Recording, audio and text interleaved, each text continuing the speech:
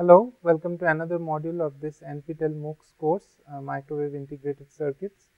In the previous module, we had discussed about scattering parameters, and we saw that they are related to the power transmission in a network rather than voltages and currents. In this module, we shall be studying the properties of the scattering parameters, just like we studied the properties of the impedance and admittance parameters. So, for the impedance and admittance parameters, we saw what the properties those matrices take when we have the condition that the network is reciprocal or the network is lossless. So, similarly, let us try to see what happens for the scattering parameters. So, we saw that our scattering parameters relate the incident to the reflected, normalized reflected or normalized reflected voltages or currents through this equation. So, with this in mind, let us for a moment, and we also saw that the voltages, the normalized voltage, let us remove that bar here and just assume that V and I henceforth means the normalized voltages and currents. So, then V we saw is equal to the sum of the incident and the reflected waves, and current is equal to the difference between them. Now, you might ask me why again I came back to the concept of voltage and current, because I had said that voltage and current cannot be measured so easily. Well, here we are not measuring voltages and currents, we are simply using them as a mathematical tool, just so that we can arrive at a different result. The final results will not have any of these voltage or current terms. So, then with this we can write this B. So, if we know that voltage and current are related through the impedance matrix, where this Z represents the impedance matrix, and voltage is given by these voltages and currents are given by these two relationships. So, I can simply write this as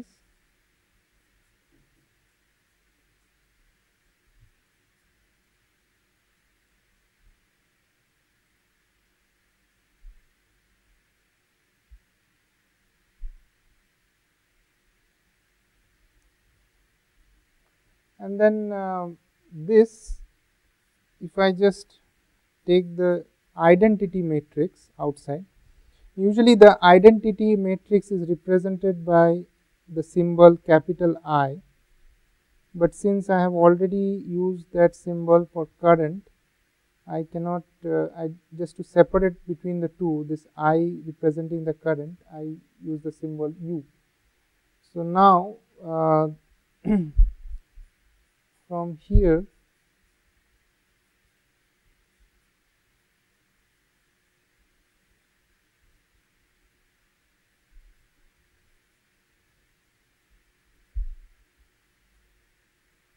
I can write down this expression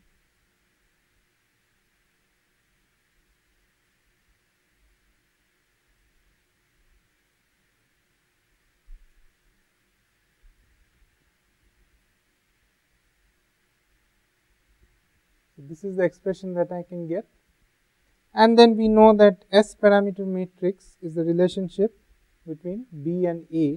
So, if I just take this whole matrix, the inverse of this matrix on both the LHS and left hand side and the right hand side, then we can simply write this equation as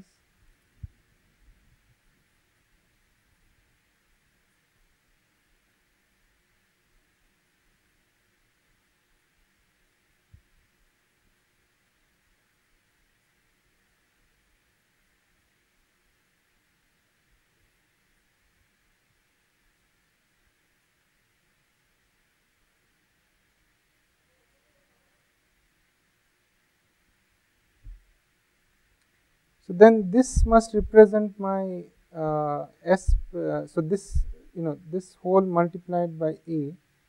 So, this whole term must represent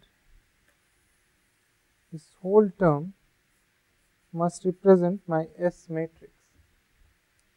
So then S matrix is defined like this.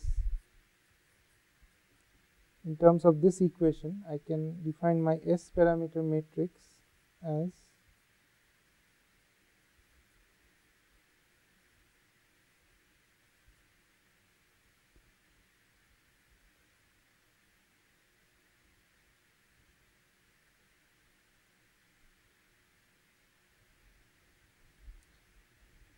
now using those previous two relationships that I just described earlier, that is my expression for V and I, using these two expressions, I can also derive an expression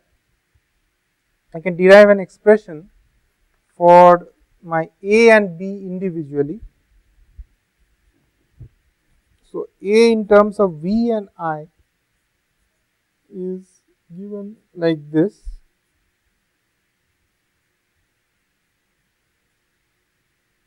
and this is equal to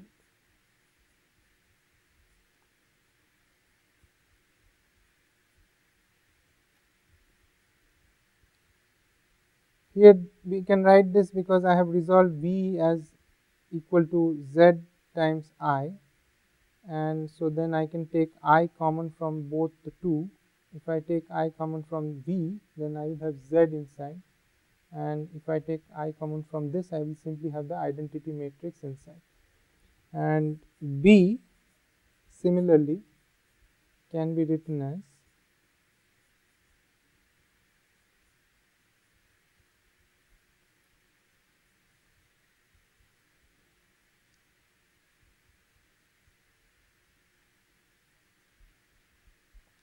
here. Once again, I got these two expressions by solving for A and B in terms of V and I from these two equations. So once I get these equations, I can write in terms of B and A. I can write it, the expression for B as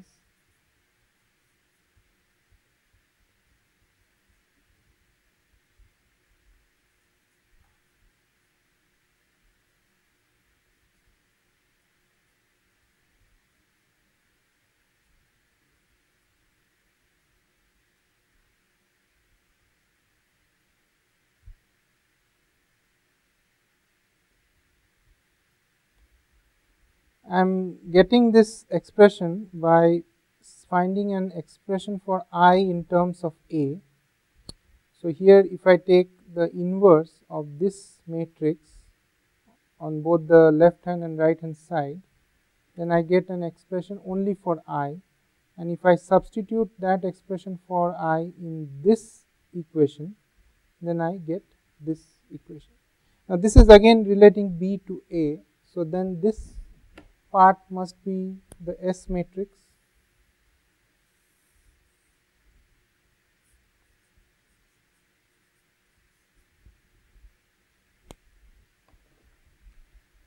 So if that is the S matrix, then let me write down the further expression. So from the equation that I just derived, S parameter matrix can be given like this.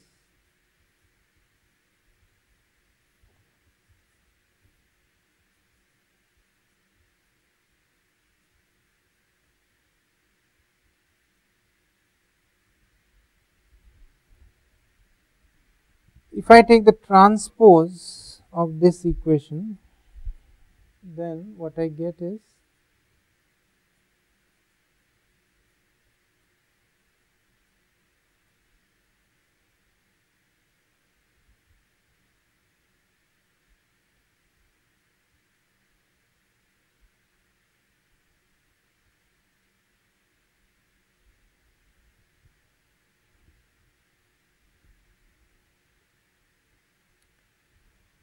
now we know that U and Z are symmetric for a reciprocal network.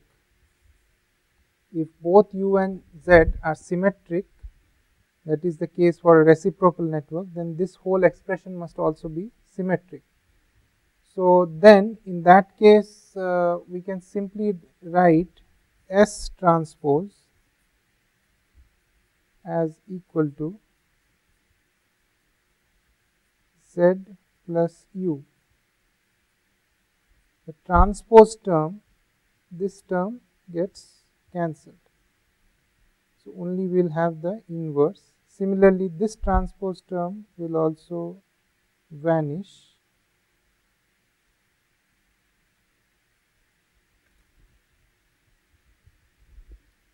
Now since this expression, recall, is same as the expression that we had earlier derived for our S parameter matrix, if we recall that the expression for S parameter matrix that we had earlier derived was like this.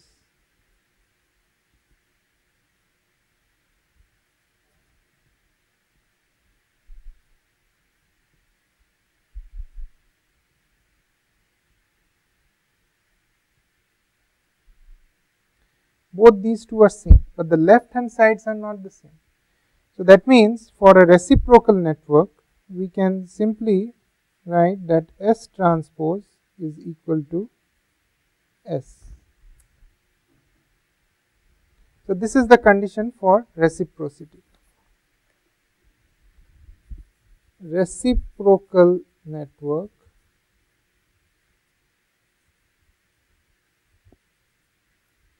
S is equal to S transpose. Now I just want to give a short description of my naming convention. In some places I am using S, the capital S symbol, to represent the S parameter matrix, and some places I am using a bracket. Now both these two are equivalent. Sometimes due to the way I am familiar with, I use both these symbols interchangeably. Okay, so this is the condition for a reciprocal network, that is, its transpose is equal to its original. In other words, the matrix is symmetric. So this condition is very similar to the condition of reciprocity for the Z and Y matrices. Let us see the condition for losslessness.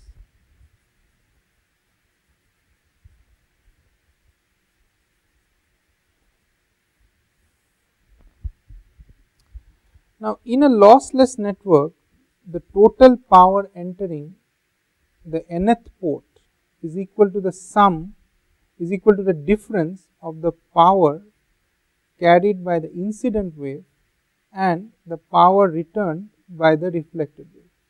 So that way I can say the total power entering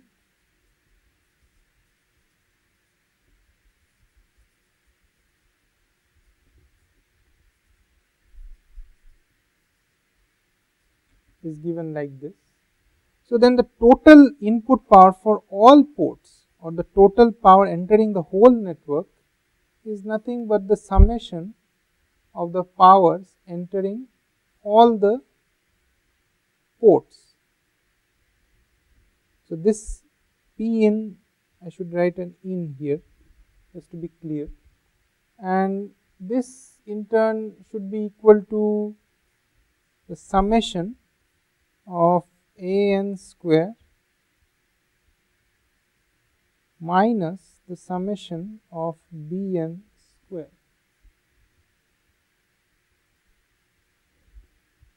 Now this total input power is equal to 0 for a lossless medium. So if this is 0, then implies that this is also equal to 0. In other words, we have the summation of an square is equal to the summation of bn square. What I mean is, we have summation of an square is equal to the summation of bn square. I can write this same expression in matrix form as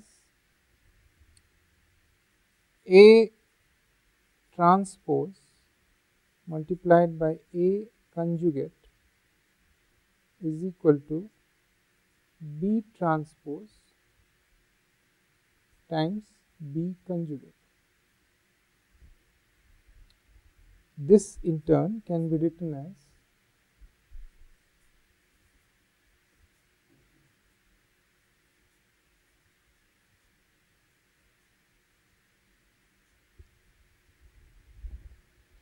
if I now express B in terms of the S matrix, then this simply becomes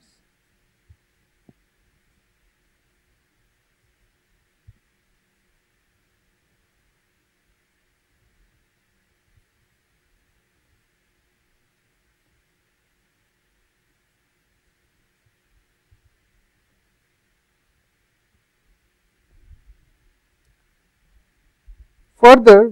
If we proceed, then we get A transpose U multiplied by A conjugate is equal to A transpose S transpose S conjugate A conjugate.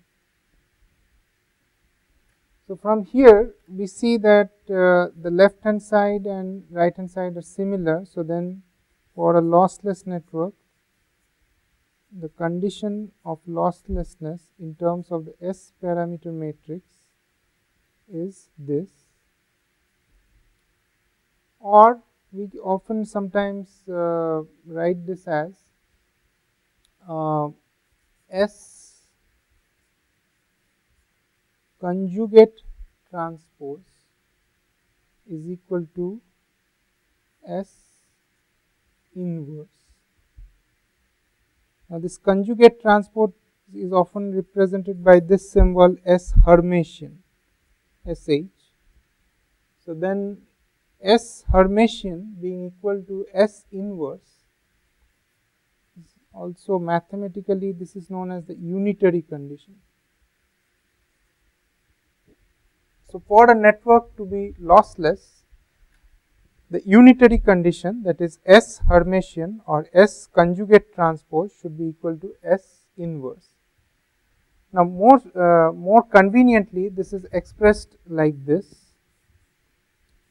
Ski Skj conjugate k equal to 1 is equal to delta Ij, where delta Ij is 1 if I equal to j or equal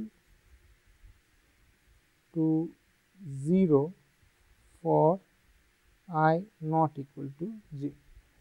So this is the condition for losslessness in terms of the S parameters. For the Z and Y parameter matrices, we had seen that if the network is just lossless, then only the diagonal elements should be purely imaginary. If it is both lossless and reciprocal, then all the elements should be reciprocal and imaginary. Now, so basically we have covered some of the basic properties of the S matrix as applicable for reciprocity and losslessness. In the next module, we will be covering some properties, some special properties of the S matrices or for two-port networks. So thank you for now.